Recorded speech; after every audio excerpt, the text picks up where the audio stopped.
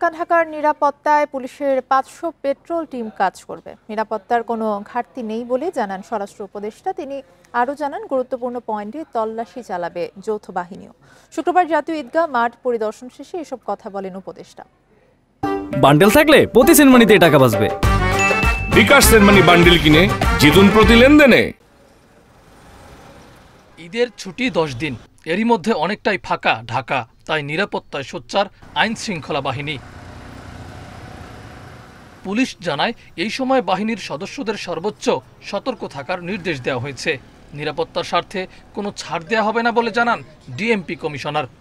ঈদের ছুটির সময় মহানগরীর নিরাপত্তা নিশ্চিতে নগরবাসীর সহায়তা প্রত্যাশা করে ডিএমপির পক্ষ থেকে যে সকল নির্দেশনা দেওয়া হয়েছে সেগুলো মেনে চলুন।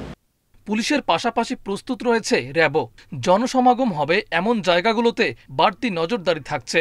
সাধারণ মানুষকে কেউ হয়রানি করতে পারবে না বলে হুঁশিয়ারি দেয় আইন শৃঙ্খলা বাহিনী। এ সময় নগরবাসীর নিরাপত্তায় কোনো ঘাটতি নেই বলে জানান স্বরাষ্ট্র উপদেষ্টা। বলেন, সবাই নির্বিঘ্নে ঈদ উদযাপন করতে পারবে। 500 পেট্রোল রাখা হচ্ছে, অলি গলি সব জায়গায় কভার করা হচ্ছে। যদি কোথাও কোনো ধরনের কোনো ইনফরমেশন পান, আপনারা নিকটবর্তী থানার সাথে সাথে জানাবেন, আমরা অবশ্যই ব্যবস্থা নিব। আইন শৃঙ্খলা বাহিনী প্রস্তুত থাকলেও জনগণকে সতর্ক থাকার আহ্বান জানান তিনি। মাহফুজার রহমান মিলন, ইন্ডিপেন্ডেন্ট নিউজ, ঢাকা।